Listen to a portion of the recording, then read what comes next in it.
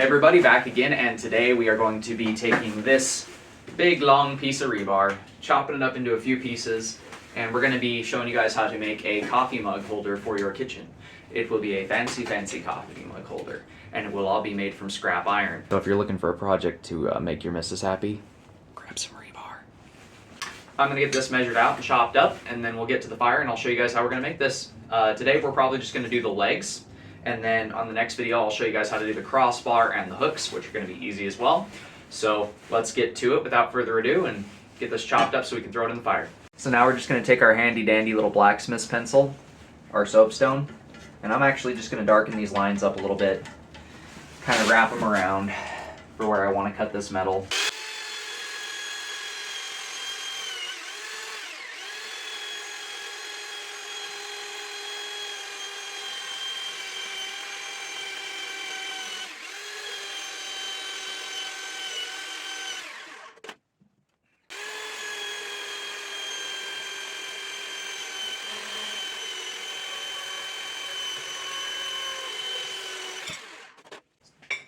Now that we've got our two bars, we can head over to the forge and we can start working on them.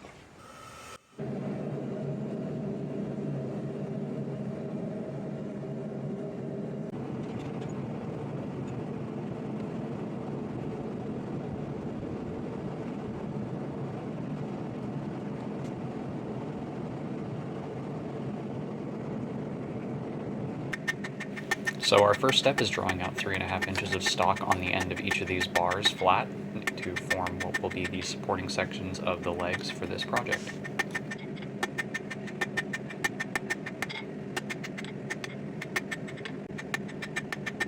When you're drawing this out, make sure that you taper it thinner as it gets towards the end of the bar, so that way when we flatten the rest of this bar out, we have nice tapers on these ends. It doesn't really affect anything aside from just the general aesthetic, but it does make it look quite pretty. Now we're just going to taper out a fishtail on the ends of each one of these that we just drew out, and we're going to use this to create a half scroll for the base of these legs. The important part of this is when you work both sides of the bar, just to make sure that everything's even. Here you'll see I'm straightening behind where I made that fishtail, bringing it back to the same width as the overall bar. That way it just doesn't have this big bulk before it fishtails out, and it looks more of a smooth transition.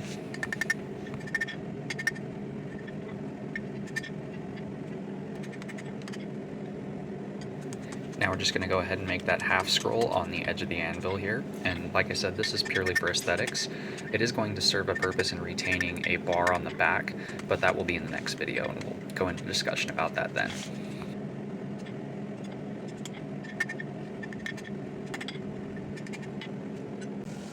One thing about being a blacksmith in Utah in the winter is your water bucket for cooling your tongs and other tools gets frozen into a block of ice, so sometimes you gotta throw a handy dandy chunk of hot metal in there to melt everything back down. Now we're just gonna repeat the same thing we did on those first two bars on the opposite side and make sure that they're identical to what we were working with before.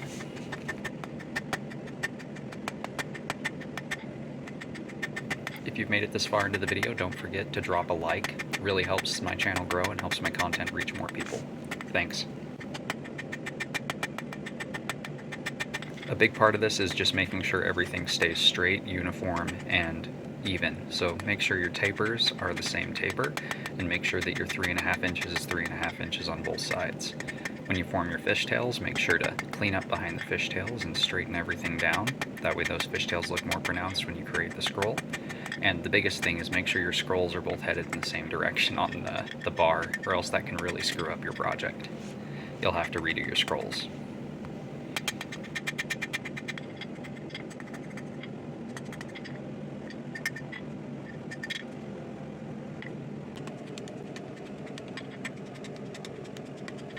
One thing that I feel like I don't show often enough in my videos is I actually wire brush my material a lot more than I show. This does two things. It helps to keep the scale from being forged back in and creating weak spots in your material, as well as it just helps overall keep a clean look to your forgings. Now it's time to break out the big hammer we are going to flatten out all this rebar to match. So the way I'm doing this is where the taper ends, I'm going about 1/8 of an inch thicker and drawing it all the way back to the center, flipping it around and doing the same thing from the other side, so I get a nice uniform thickness across the entire bar.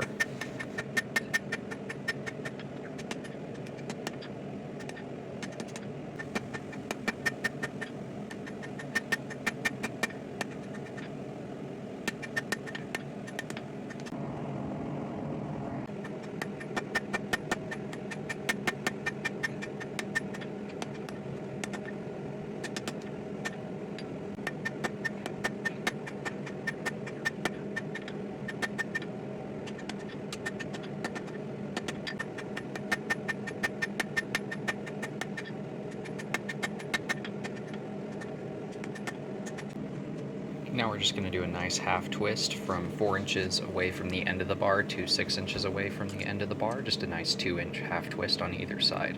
And I'm making sure to twist them in opposite directions. This way when I fold it over, the twists can pass each other instead of getting caught up on each other and making things look uneven.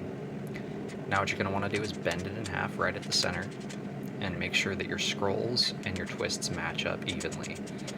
This is the biggest part, is making sure that everything here is the same length and is even.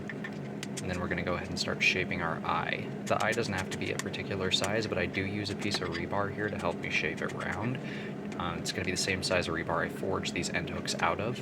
Doesn't matter too much, like I said, how big it is, as long as you can pass a bar through it, that's all that matters.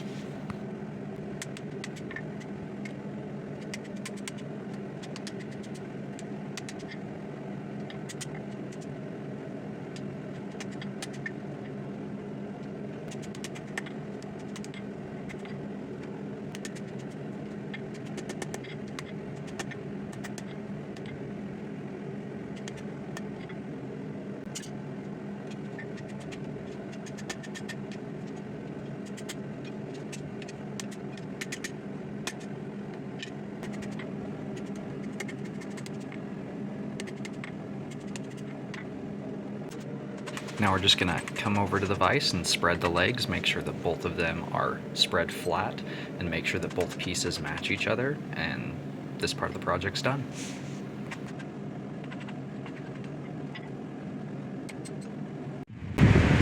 So we have got both of our legs for our mug stand assembled. Now what we're going to do is, in the next video, we're going to make a crossbar. And what that crossbar is going to do is it's going to run in between these two legs and lock on these other sides. And then we're going to make some hooks that hang down here to hold coffee mugs so that they can dry and be readily accessible. So, hope you guys liked the video. If you do, you know what to do. Go ahead and do these things. And until next time, God bless. Stay sharp out there.